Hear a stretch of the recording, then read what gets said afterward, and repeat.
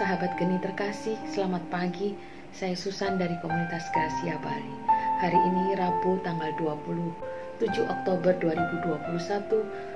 Bacaan diambil dari Lukas bab 13 ayat 22 sampai dengan 30. Bacaan hari ini dibuka dengan pertanyaan kepada Yesus. Apakah hanya sedikit yang diselamatkan? Yesus menjawab, berjuanglah melalui pintu yang sesak itu. Saudaraku, Yesus datang untuk menyelamatkan semua orang. Tetapi dari jawaban Yesus tadi, berjuanglah melalui pintunya apa? Tuhan telah menawarkan keselamatan bagi kita. Tetapi Tuhan juga mengharapkan kita berjuang untuk mempertahankan keselamatan itu. Apakah maksudnya berjuang mempertahankan keselamatan itu? Di dalam kehidupan kita yang percaya kepada Yesus, kita memperoleh jaminan keselamatan bersama Tuhan. Tetapi kita juga di dalam menghadapi persoalan-persoalan hidup, jangan sampai kita meninggalkan iman kita. Kita diharapkan tetap berjuang melalui pintu yang sesak, pintu yang tidak mengenakan bagi kita. Tentu saja kalau kita bayangkan sebuah pintu yang sesak, kita tidak bisa masuk, kita susah memasukinya. Tetapi kita harus berusaha melewatinya, apapun caranya. Jika kita menghadapi situasi yang tidak mengenakan di dalam kehidupan kita, janganlah kita mencari jalan pintas, hal yang mudah. Tetapi tetaplah beriman akan janji-janji Allah, apa yang telah disabdakannya.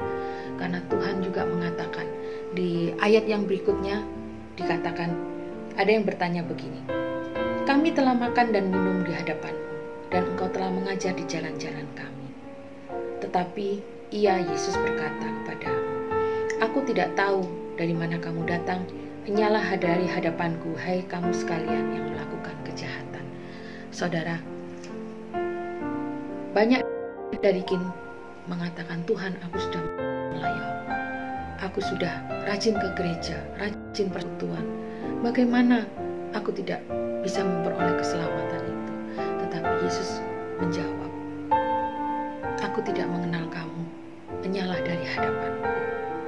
Jadi kalau hal-hal itu kita lakukan hanya sekedar untuk formalitas, hanya karena teori, bukan karena keinginan dari hati kita, karena kasih kita kepada Allah, maka itu tidak akan diperhitungkan oleh Tuhan.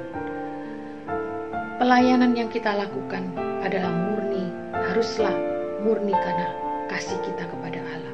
Ucapan syukur atas keselamatan yang telah diberikannya kepada kita, bukanlah karena kita ingin tampil, karena kita ingin dilihat orang, atau karena kita ingin eksis kalau bahasa anak sekarang.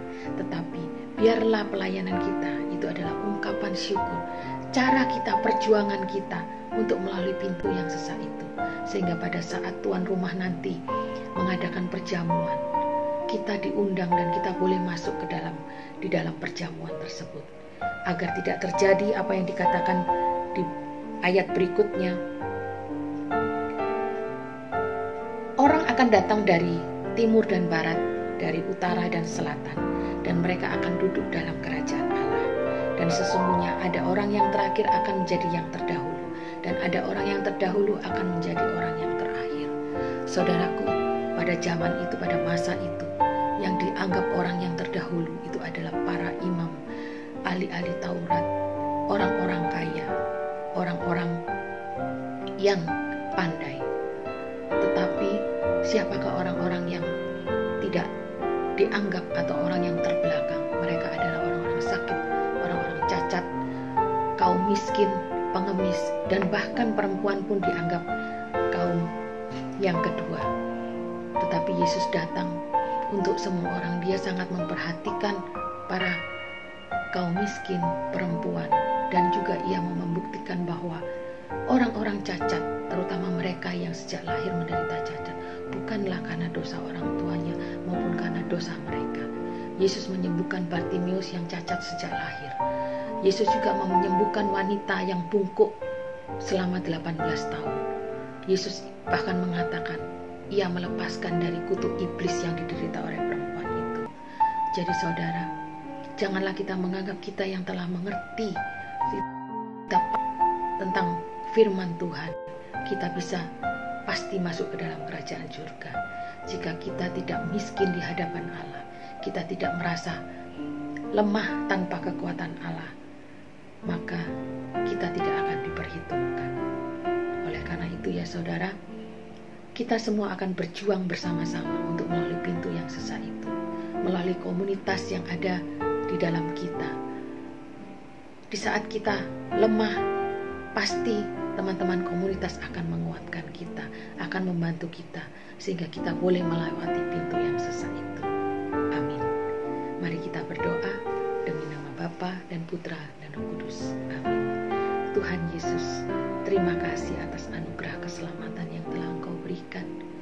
Kami berharap ya Tuhan, dan kami memohon kepadamu, kiranya terang Roh Kudus-Mu selalu menyertai kami di dalam perjuangan kami untuk melalui pintu yang sesak itu, supaya kami boleh menikmati perjamuan abadi bersama Engkau ya Tuhan. Dan kami mengucap syukur atas semua orang yang mengenal kami yang sesak itu Tuhan. Dan kiranya Tuhan, berkat kasih-Mu pada hari ini, kami boleh semakin mewartakan keselamatan yang daripadamu, dan kami boleh membantu sesama kami untuk sama-sama berjuang melalui pintu yang sesak itu untuk menikmati keselamatan abadi di dalam Engkau.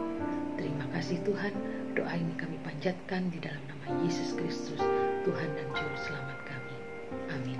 Demi nama Bapa dan Putra dan Roh Kudus. Amin. Shalom, selamat pagi.